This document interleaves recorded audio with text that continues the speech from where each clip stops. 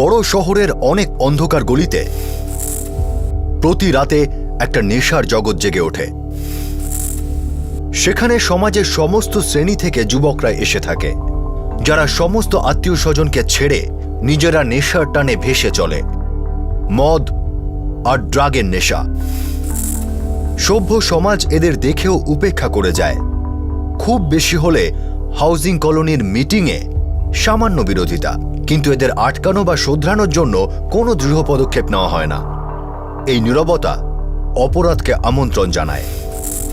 এই নীরবতার সাথে সাথে আমরা একটা সত্যিকেও উপেক্ষা করে যাই, যে একটা অপরাধ বেড়ে উঠছে। এমন অপরাধ যা এই নেশায় আদমরা হয়ে থাকা যুবকদের সঙ্গে সঙ্গে পথচলতি সাধারণ মানুষেরও প্রাণ নিতে পারে।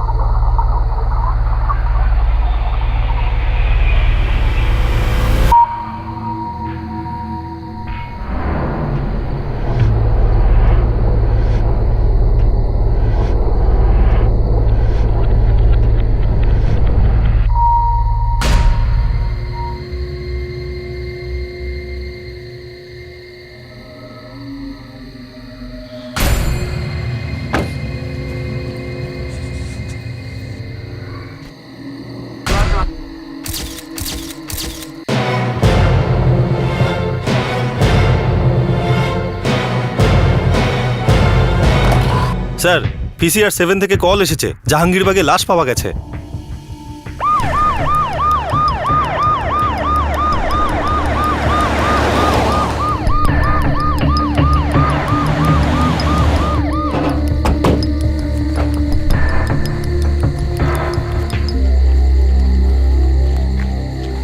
আইডেন্টিফিকেশন খোঁজো। স্যার, তুমি এদিকে দেখো। Yes sir. অজয়, তুমি ওদিকটা দেখো, কিছু পেয়ে যেতেও পারো।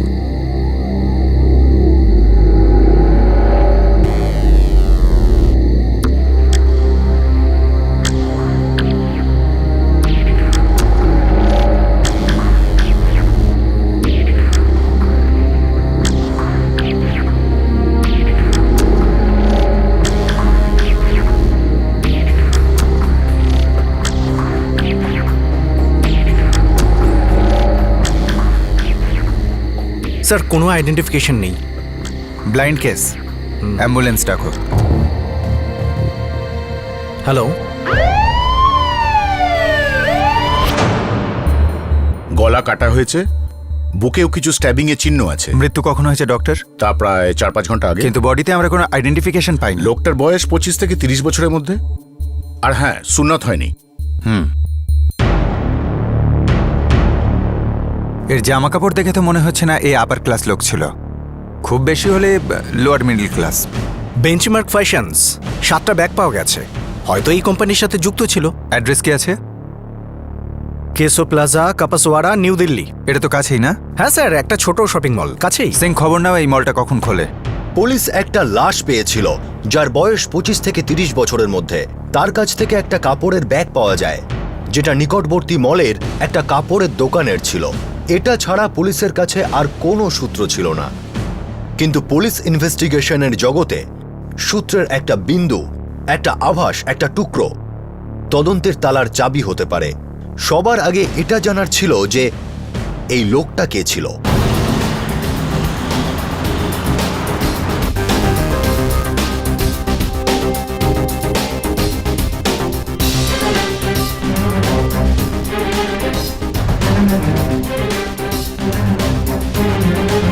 আচ্ছা, এই দুটো এখানে, ওটা ওদিকে, ব্যাগগুলো ঠিক করে রাখো।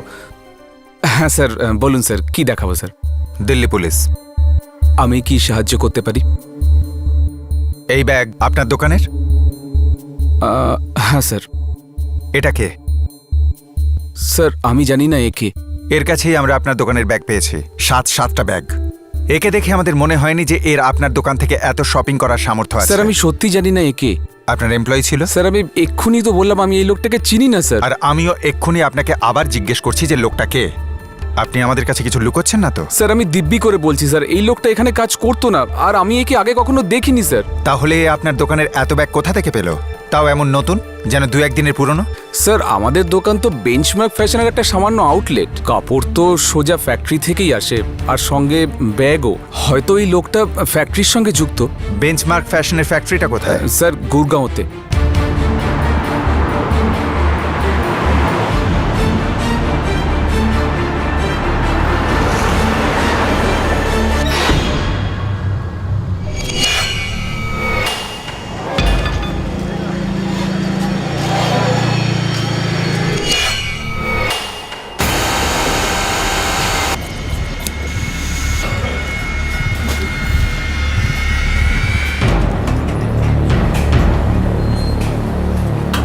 বলুন স্যার, কি ব্যাপার? আমরা একজন মৃত ব্যক্তিকে শনাক্ত করছি। আমাদের মনে হয় ও আপনাদের বেঞ্চমার্ক ফ্যাশনের সঙ্গে যুক্ত ছিল। ছবিটা দেখুন। হায় ভগবান, এ তো দিনেশ স্যার, এ তো আমাদের ট্রান্সপোর্ট ড্রাইভার। স্যার এটা এটা এটা কখন হলো? এ কেমন করে হলো? আপনাকে আমাদের সাথে যেতে হবে। স্যার এই তো দিনু, কালকেই ডেলিভারি নিয়ে গেছিল।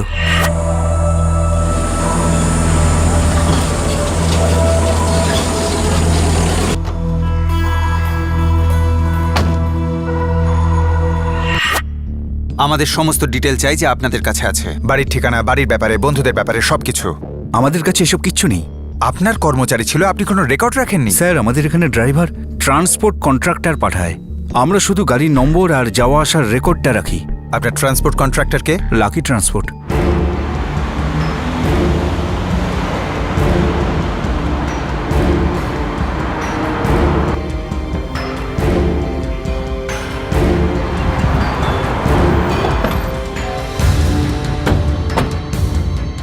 TLIL P8767 নাম্বার তো এটাই স্যার, মানে এটা সেই গাড়ি যেটা দিনু চালাতো।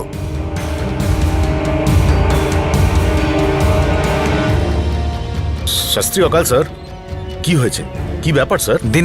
দিনু তোমার ড্রাইভার? হ্যাঁ স্যার, কিন্তু আজও ডিউটিতে আসেনি স্যার। আর কখনো আসবেও না। মরে গেছে, মার্ডার হয়ে গেছে ও। হে ভগবান, দিনুর মার্ডার কে করলো স্যার? যে কেউ করতে পারে, হয়তো তুমিও করতে পারো। কি বলছেন স্যার আপনি? আমি জীবনে কখনো কাউকে চড় পর্যন্ত মারিনি। আর দিনু তো ভালো মানুষ ছিল, দারুণ ড্রাইভার ছিল, আর আমি ওকে টাইম টু টাইম মাইনেটাও দিয়ে দিতাম স্যার। দারুণ ড্রাইভার ছিল, মাইনেও টাইমে দিতে, তাহলে ওকে খুন করার কি দরকার পড়লো? কি বলছেন স্যার আপনি? আমি এমন লোক নই। আমার লাইনে আপনি যাকে খুশি জিজ্ঞেস করুন। নিশ্চয়ই জিজ্ঞেস করব। দিনুর বাড়ির লোককে জিজ্ঞেস করব, ওর বন্ধুদের জিজ্ঞেস করব। আমি নাম্বার আর ঠিকানা এক্ষুনি দিচ্ছি। ঈশ্বরের দিব্যি স্যার, আমি খারাপ লোক না স্যার, এক্ষুনি দিচ্ছি স্যার।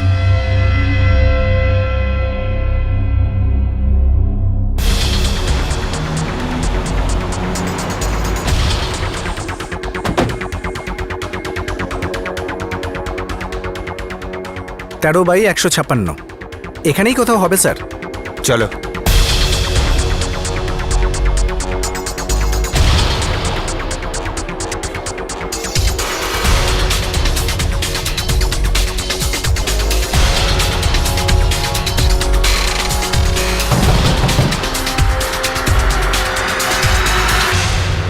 একে চেনেন? আমার ভাইপো দিনেশ। রাধা, এদিকে এসো।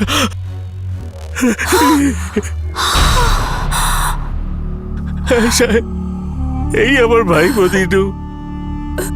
আমরা বিহারে থাকি সাহেব। দিনু বিহার থেকে দিল্লি এসেছিল 4 বছর আগে। আমাদের সঙ্গে থাকছিল।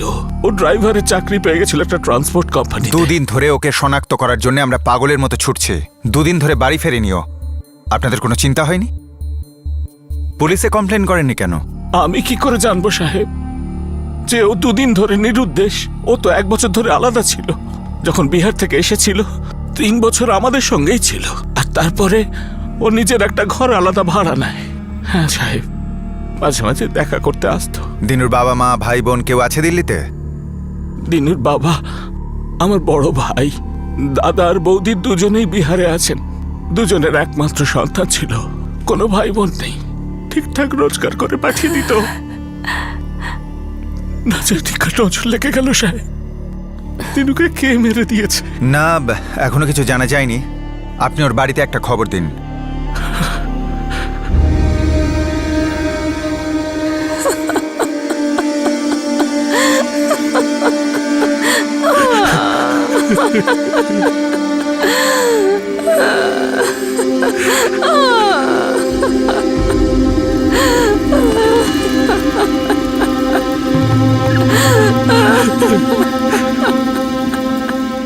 খুনের দুদিন পর লাশের শনাক্ত করা হলো, আর লোকটার নাম দীনেশ ছিল।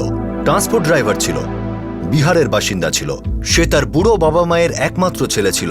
এখন তিনটে প্রশ্ন উঠছিল: দিনুকে কেন খুন করা হয়েছিল, কিভাবে করা হয়েছিল, আর কে করেছিল?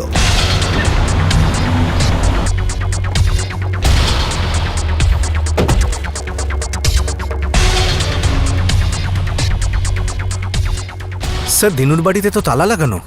অজয়, তালাটা ভাঙুন।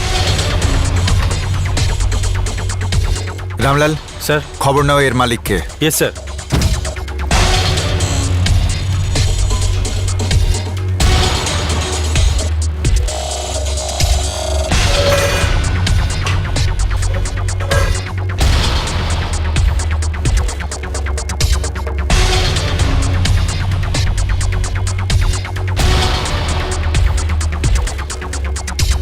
কাজের কিছুই পেলাম না স্যার। কাজের লোকদের খুঁজে পেতে হবে সিং। কাদের সঙ্গে মেলামেশা করতো, কারা বন্ধু ছিল, কারা শত্রু ছিল। স্যার, মহেন্দ্র সিং, বাড়ির মালিক। তোমার ভাড়াটিয়া দিনু, যার মার্ডার হয়েছে, তার ব্যাপারে খবর লাগবে। কি খবর সাহেব? কার সাথে থাকতো, বন্ধু কারা ছিল, রোজ কাদের সাথে ওঠা বসা করতো। ও তো এখানে একাই থাকতো, ভালো লোক ছিল, ভাড়াও টাইমে দিয়ে দিত। আর অন্য কোনো বন্ধুর ব্যাপারে আমি কিছু জানি না। কারোর সাথে কোনো ঝামেলা, শত্রুতা বা কিছু? না সাহেব, কিচ্ছু জানি না। তুমি ঘরের মালিক, তোমার ভাড়াটিয়া সম্পর্কে কিছুই জানো না? মাসে মাত্র একবারই ওর সাথে আমার দেখা হতো, খুব বেশি হলে ওই 2-5 মিনিট বসতো এখানে, ভাড়া দিত আর তারপর চলে যেত। আর এমনিতে আমি এদিকে বেশি আসি না সাহেব। স্যার, সমস্ত ড্রাইভার আর ক্লিনারের সাথে কথা বলেছি, সবাই একটাই কথা বলছে যে দিনু খুব ভালো লোক ছিল।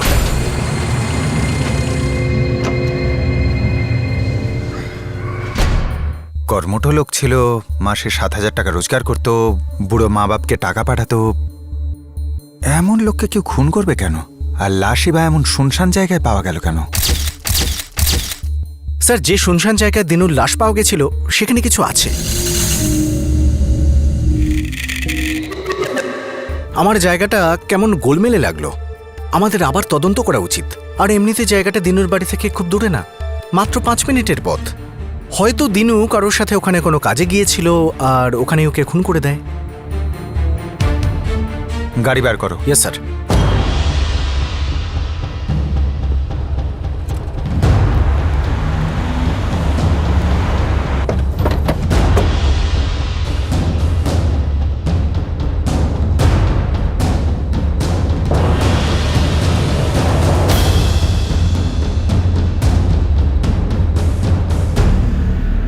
এখানে তো কিছুই নেই। আশপাশে কিছু বিল্ডিং আছে, একটা লোক চোখে পড়ছে না। মার্ডার করার উপযুক্ত জায়গা। ঠিক বলেছেন স্যার, লোক দেখা যাচ্ছে না, কিন্তু লোক তো আছে, কোথাও না কোথাও আছে, হয়তো লুকিয়ে আছে।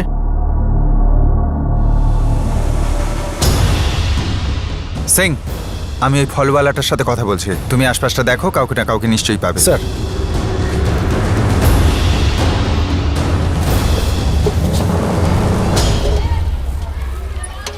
রোজ এখানেই দোকান দাও? এটাই তো রুজি রুটি সাহেব, দোকান না দিলে খাবো কি? কটা থেকে কটা এখানে থাকো? সকাল 9টা থেকে রাত্রি 9টা পর্যন্ত। 2 দিন আগে ওখানে একটা লাশ পাওয়া গেছিল। লাশের কথা শুনেছি সাহেব, এ ব্যাপারে আমি কিছু জানি না সাহেব। আর এমনি তো আমি ওদিকে তাকাই না সাহেব। কেন তাকাও না? সাহেব, ওদিক থেকে কোনো খদ্দেরই আসে না, আজ পর্যন্ত আসেনি সাহেব। আর সাহেব, ওখানে গাঁজাখোর ছেলেদের ঠেক আছে, ওদের কোনো ভরসা নেই সাহেব। চরস গাঁজা নেশে ওরা সব কিছু করতে পারে। স্যার, আশেপাশের কিছু লোকের সাথে কথা হলো, এই জায়গাটা, এই গলিটা খুব শুনশান থাকে, খুব কম লোকে এখান দিয়ে যাতায়াত করে। তার উপরে এই কনস্ট্রাকশন চলছে। সবাই বলছে যে রাতে এখানে গাঁজাখোর আর মাতালদের আড্ডা বসে। রাত্রি 9:30টার পর এদিকে খুব একটা কেউ আসে না, মহিলা আর বাচ্চাটা তো একেবারেই না। সিং, এখান থেকে দিনুর বাড়িতে যাওয়ার গলিটা দেখা যায়। দিনু তো মাতাল বা গাঁজাখোর ছিল না, অন্তত আমার তো তা মনে হয় না। কেউ তো একথা বলেওনি। যদি এটা হতো তাহলে ওর ড্রাইভিং রেকর্ডে কোথাও না কোথাও উল্লেখ থাকতো। স্যার হয়তো দিনু রাতে কোথা থেকে ফিরছিল, এদিক দিয়ে যাচ্ছিল, আড্ডা জমেছিল, কেউ কিছু বলেছে, কথা কাটাকাটি হয়েছে, কারণ এই গলিটা সোজা দিনুর বাড়ি দিকে গেছে। সাহেব, একটা কথা মনে পড়েছে সাহেব। কি কথা? সাহেব 3-4 দিন আগে আমি দেখেছি সাহেব, দুটো গাঁজাখোর ছেলে, আমি ওদের ভালো করে চিনি সাহেব, ওখানে বসে নেশা করছিল।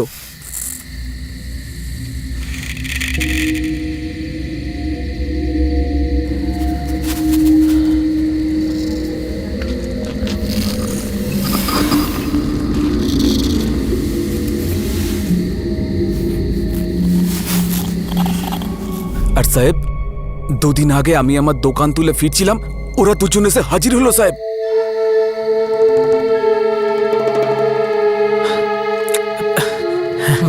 আরে আরে ও দাদা, আরে ওজন তো করতে দিন, কতটা নেবেন আপনারা? আরে এমনি চলে যাচ্ছেন, পয়সা দিন। যতটা খেতে পারবো ততটা, তাও বিনা পয়সায়। টাকা নেই আমাদের কাছে। কিন্তু তোর গায়ে তো অনেক টাকা আছে না? হ্যাঁ, আমরা ফলের সাথে সাথে তোর টাকাগুলো নিয়ে নেবো। দেখো দে, দে। দেখো, আমি কিন্তু পুলিশ ডাকবো। আরে, কেউ আছে? দে। হ্যাঁ, পুলিশ ডাকবি তুই? পুলিশ ডাকবি? দেখে তো দেখ, তোর ডাক যদি না আসে না, তাহলে গাঁজা খাওয়া ছেড়ে দেবো আমরা। ফালতু কথা বলে সব। এই, চল চল চল চল। কোনো নতুন ব্যাপার না সাহেব, প্রতিদিনের সমস্যা এটা। এখন আমি কি করতে পারি সাহেব? সারাদিন ভালো ভালো খদ্দের আসে, এখান থেকে অন্য কোথাও যেতে ইচ্ছে করে না সাহেব। তোমাকে আমাদের সাথে যেতে হবে। কেন সাহেব? ওদের দেখতে কেমন সেটা বলতে হবে। সাহেব এখানেই বলে দিচ্ছি, পুলিশ স্টেশনে কেন নিয়ে যাচ্ছেন? ভয় পেও না, তোমার কিছু হবে না। শুধু তোমার কথা শুনে একজন আর্টিস্ট ওদের ছবি আঁকবে। কাউকে ঠেলাটা দেখতে বলে তাড়াতাড়ি চলো। রামলাল, 3 জন লোককে এখানে রাত্রে ডিউটিতে লাগিয়ে দাও। ওই ছেলে দুটোর ব্যাপারে খোঁজ নাও। এই এলাকার সমস্ত গাঁজাখোর, মাতাল, ভবঘুরের সবাইকে রাউন্ড আপ করো। একটাও শয়তান যেন ফাঁক না পায়। ক্লিয়ার? স্যার।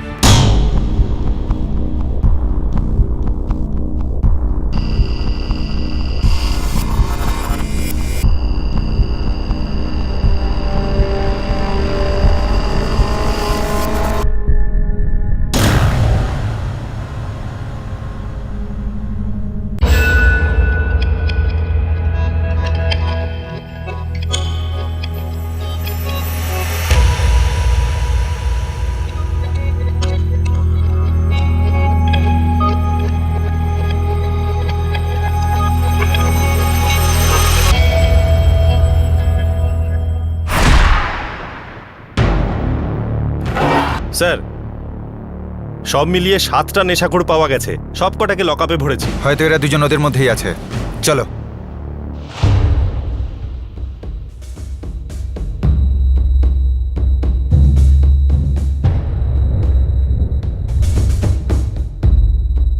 দেখো, হয়তো তোমরা সবাই এই মার্ডারের সাথে যুক্ত, বা তোমাদের মধ্যে কেউ কেউ, বা শুধু এরা দুজন। যাই হোক, তোমরা সবাই এই মার্ডারের ব্যাপারটা জানো। এবার সব সত্যি কথা বলে দাও, আমার টাইম নষ্ট না করে। না হলে তোমাদের এই অবশিষ্ট জীবনটাকে আমি নষ্ট করে দেব, বুঝেছো?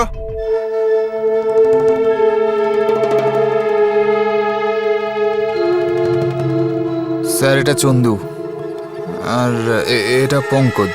এরা দুজন কে? স্যার, আমরা তো চরস গাঁজা খাই, আমাদের ধোঁয়ার নেশা। এরা তো থিনার কেমিক্যাল শোঁকে স্যার, এরা আমাদের গ্রুপের নয় স্যার। আরে আরে, তোমরাও কিছু বলো না, তাহলে তো আমরা সব মরে যাবো ভাই। স্যার, গত 2 দিন থেকে চন্দু আর পঙ্কজকে দেখা যায়নি স্যার। আমাদের মনে হয়েছিল ওরা কিছু গন্ডগোল করেছে, তাই লাশ আমাদের ঠেকে পড়েছিল স্যার। আমরা ভয় পেয়ে গিয়েছিলাম, তাই এগিয়ে আসিনি। আর আমাদেরকে কেই বা বিশ্বাস করবে স্যার? আপাতত আমি করছি। কোথায় পাবো এদের দুজনকে? ভরতনগর বস্তি। ওই এলাকার একজন ফল বিক্রেতা ছেলেগুলোর একটা খুব আবছা রূপ বর্ণনা করলো, আর সেই ডেসক্রিপশন অনুযায়ী তৈরি হলো ওই ছেলে দুটোর স্কেচ। সেই স্কেচ থেকে আর এলাকার অন্য ড্রাগ অ্যাডিক্টদের থেকে পাওয়া গেল সেই দুটো ছেলের সম্পর্কে আরও খবর। সূত্রের মিছিল ক্রমাগত দীর্ঘ হচ্ছিল, কিন্তু লক্ষ্যের কোনো হদিশ পাওয়া যাচ্ছিল না।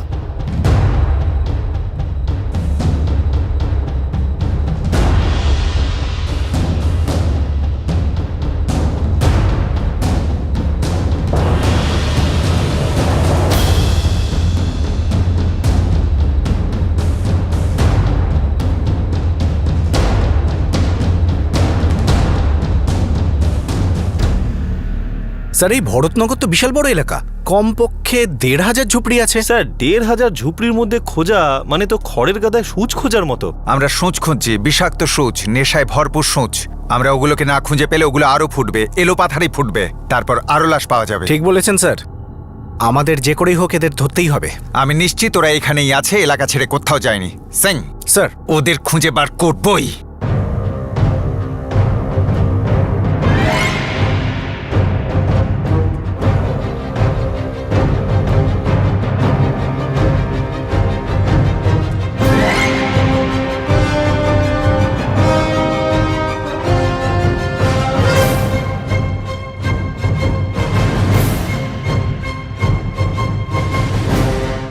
দিল্লি পুলিশ একটা দুর্দান্ত অভিযান করে যেখানে পাবলিক অপরাধ দমনে পুলিশকে সাহায্য করতে পারে।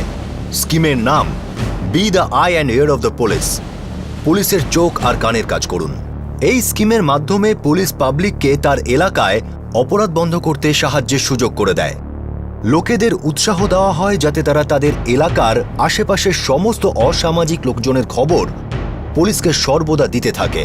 দীনেশের এই ব্লাইন্ড কেস দিল্লি পুলিশের be the eye and ear of the police স্কিমের একটা খুব পপুলার কেস ছিল, যেটা সফল হয়েছিল। ওয়েলকাম টু বিটেন world. How may I assist you? নতুন ফ্ল্যাটের জন্য একটা স্ট্যান্ড ফ্যান আর কুলার নেব। এই পচা গরম থেকে একটু স্বস্তি চাই। বাজার চলতে সব ব্র্যান্ড আর ভরসাযোগ্য নয়। তার জন্য তো আমাদের ফ্যান আছে, all purpose bullet table fan, ceiling fan. আমাদের সিলিং ফ্যান কিন্তু 30 মাসের ওয়ারেন্টি সহ পাওয়া যায়। আছে ফারাটা 2 বছরের ওয়ারেন্টি, 17 থেকে 20 মিটার এয়ার ফ্লো, মধ্যবিত্তের সাধ্যের মধ্যে একমাত্র ভরসাযোগ্য ব্র্যান্ড বিটেন। আমাদের কুলারের কিন্তু অনেক range, 45 litres, 50 litres, 70 litres, 90 litres, 110 litres. Honeycomb সহযোগে বিটেনের সব কুলারের ওয়ারেন্টি 1 বছর। চেনা হাওয়ায় অচেনা অনুভূতির জন্য একমাত্র আদর্শ বিটেন। গরমে স্বস্তি পেতে বিটেনের ফ্যান হোক বা কুলার, আজই আনুন বাড়িতে। Beaten, digitally yours.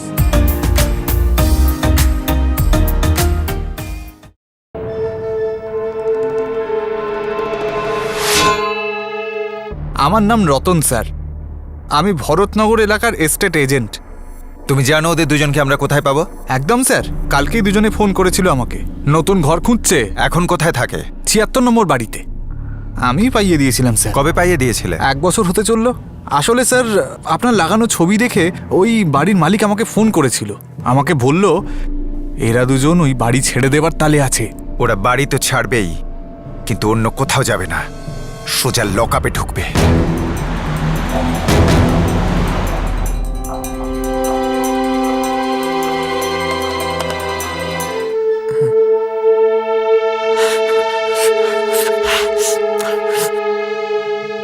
চন্দু আর পাচ্ছি না রে ভাই। চন্দু আমার ডোজ চাই। যদি আমি এখন ডোজ না পাই তাহলে আমি রক্ত খেয়ে নেবো রে ভাই। বাইরে গেলে পুলিশ শেষ করে দেবে। দেখিসনি গোটা বস্তিতে ছবি লাগিয়ে দিয়েছে হারামিগুলো। চন্দু চন্দু চন্দু যা হোক কিছু না চলবে ভাই। আয়োডেক্স, বুট পলিশ, কাপ সিরাপ। চন্দু আমি আর পাচ্ছি না রে ভাই। তার জন্য টাকা চাই তো, টাকা চাই, টাকা চাই। আমাদের কাছে তো একানাও নেই রে, একানা।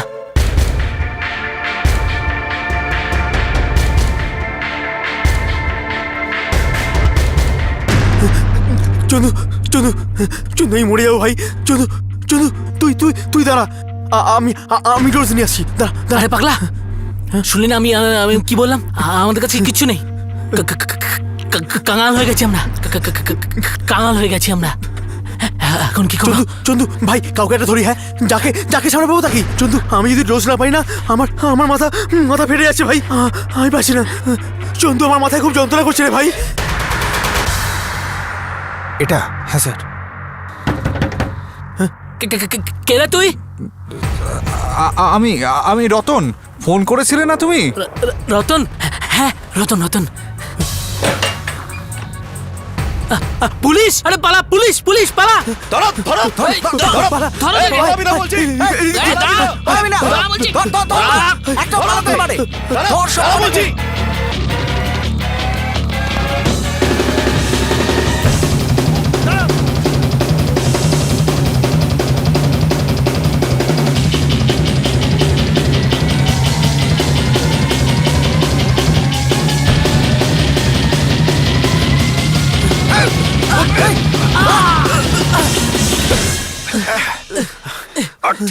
এই, চল চল।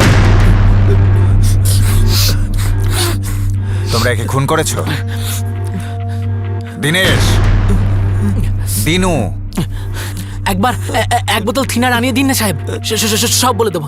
দয়া করুন না, দয়া করুন না সাহেব, একবার এনে দিন। আর থাকতে পারছি না সাহেব, একবার।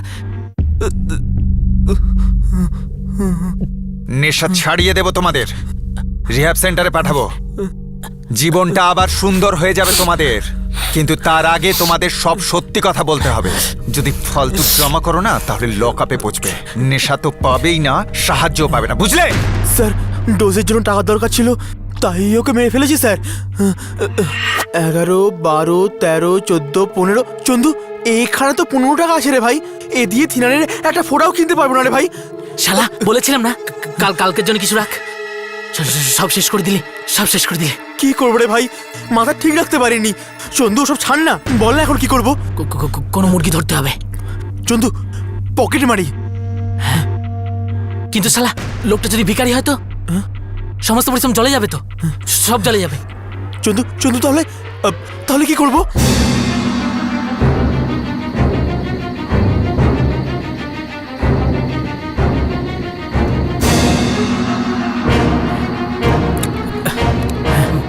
আরে ও দাদা, আরে ওজন তো করতে দিন। কতটা নেবেন আপনারা? আরে এমনি চলে যাচ্ছেন। আরে যতটা খেতে পারবো ততটা, তাও বিনা পয়সায়। কিন্তু তোর গায়ে তো অনেক টাকা আছে না? হ্যাঁ, আমরা ফলের সাথে সাথে তোর টাকাগুলো নিয়ে নেবো। দেখো, দে, দেখো, হ্যাঁ, আমি দে। তো পুলিশ ডাকবো। এই, কেউ আছে? হ্যাঁ, পুলিশ ডাকবি তুই? পুলিশ ডাকবি? দেখে তো দেখ, ডাক যদি না আসে না, তাহলে গাঁজা খাওয়া ছেড়ে দেবো আমরা। ফালতু কথা বলে সব। এই, আরে চল চল চল চল।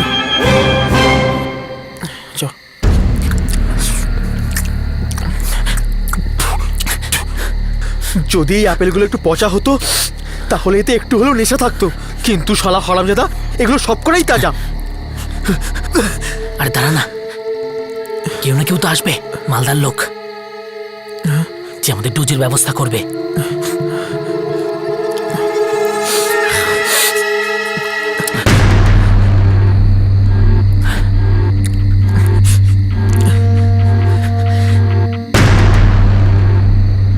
দেখ, আমি বলেছিলাম না, ওর হাতে দেখ, দামি মাল মনে হচ্ছে, মালদার লোক। কেনাকাটা করে ফিরছে বোধহয়। টাকা বেশি থাকবে না, কিন্তু মালগুলো বিক্রি করলে অনেক টাকা পাবো। চল ধরি।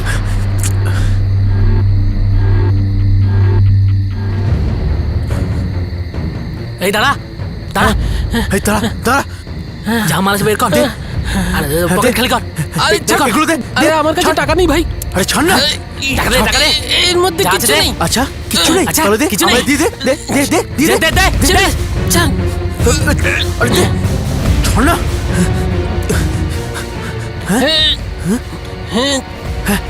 আরে এতে তো কিছু নেই। দেখ দেখ দেখ, মালটা পকেট চেক কর। চল, দাঁড়া, বের কর, বের কর। দাঁড়া। এই, শালা, 500 টাকা তো আছে না? হ্যাঁ চন্দু, এই তোর মোটা মাল। হ্যাঁ হ্যাঁ, শালা 500 টাকার ভিখারি। 500 টাকা দিয়ে হবে নাকি? হ্যাঁ, ঘন্টা। শালা আমাদের বোকা বানাবি তুই? শালা, শালা কুত্তা, আমাদের সময় নষ্ট করলি, আমাদেরকে বোকা বানাচ্ছিস তুই।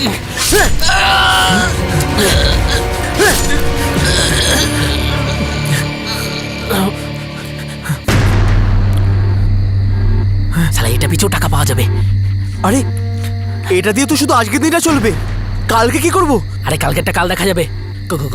কোনো মালদার লোক পেলে ঠিক আছে, না হলে ও অন্য কোনো মুরগি গলা কেটে দেবো। চল চল চল চল, এখান থেকে যাই। চল, তাতে চ।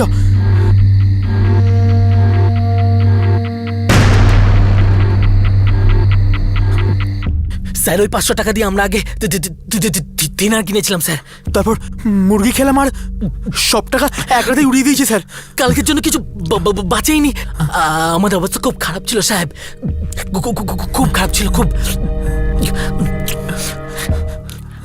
স্যার, এখন তো আমরা সব বলে দিয়েছি সাহেব। তাহলে এক বোতল করে এনে দিন না সাহেব, এক বোতল ইথিনার আনিয়ে দিন না। আমরা অত কথা করে নেবো স্যার, পরে পায়ে ধরছি স্যার। এক বোতল স্যার। স্যার, দয়া করুন স্যার। তাহলে না হলে স্যার ওই ইঁদুর মারা ওষুধ ইঁদুর মারা ওটা হবে স্যার, ওটা দিয়ে চলবে। এদের দুজনের অভাগা বাবা মা বা কোনো আত্মীয় আছে, তাদের নিয়ে এসো। স্যার একবার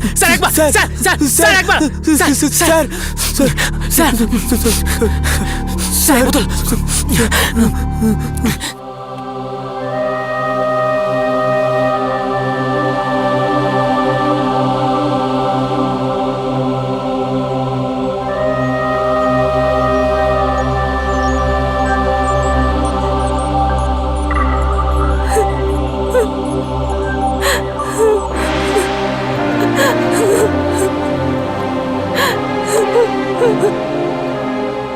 চন্দু আমারই রক্ত, কিন্তু ওর শরীরে আর রক্ত আছে নাকি?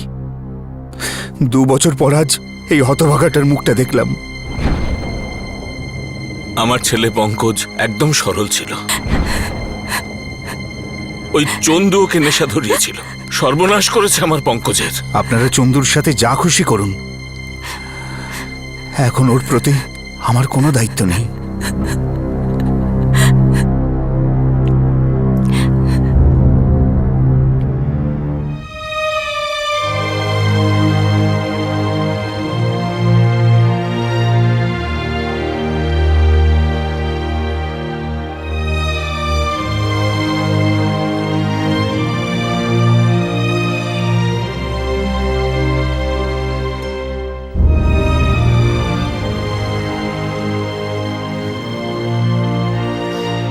চন্দু 9ম শ্রেণী পর্যন্ত পড়েছিল আর পঙ্কজ 8ম। নেশার বিষ এদের শুধু স্কুল থেকেই নয়, জীবন থেকেও দূরে সরিয়ে দিয়েছিল। অন্যদিকে দীনেশ একজন খুব সৎ আর পরিশ্রমী ব্যক্তি ছিল, যে বিহার ছেড়ে দিল্লি এসেছিল সামান্য রোজগারের চেষ্টায়, আর সে সাফল্যের সঙ্গে নিজের বৃদ্ধ বাবা মাকে দেখাশোনা করছিল। চন্দু পঙ্কজের জুড়ি আর দীনেশ, এদের কোনো শত্রুতা ছিল না, আসল শত্রু ছিল নেশা, যার আসক্তি এই 2 টিনের ছেলের ভিতরকার সমস্ত মানবিকতাকে নষ্ট করে দিয়েছিল। দীনেশের কাছে টাকা কম ছিল, তাই সেই রাগে ওরা খুব নির্দয়ভাবে দীনেশকে খুন করে দিল।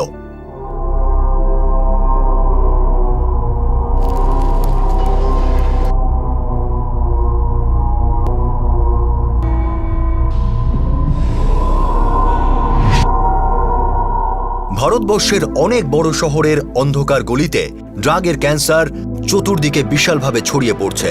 ড্রাগের শিকার হওয়া অনেক যুবক আসলে শিকার হচ্ছে শহুরে জীবনের, যার অপ্রিয় সত্যটা ওরা সহ্য করতে পারে না। যখন ড্রাগের আসক্তি শরীরে জ্বালা ধরায়, তখন এডিক্টের ভিতরে সমস্ত চেতনা, সমস্ত মনুষ্যত্ব বধির হয়ে যায়। এডিক্ট নিজের ডোজের জন্য সবকিছু করতে পারে, সবকিছু। ড্রাগ নিয়ে যারা ধীরে ধীরে নিজেদেরকেই খুন করছে, তারা ওই ড্রাগের জন্য পথচলতি যে কোনো মানুষকে খুব সহজেই খুন করতে পারে।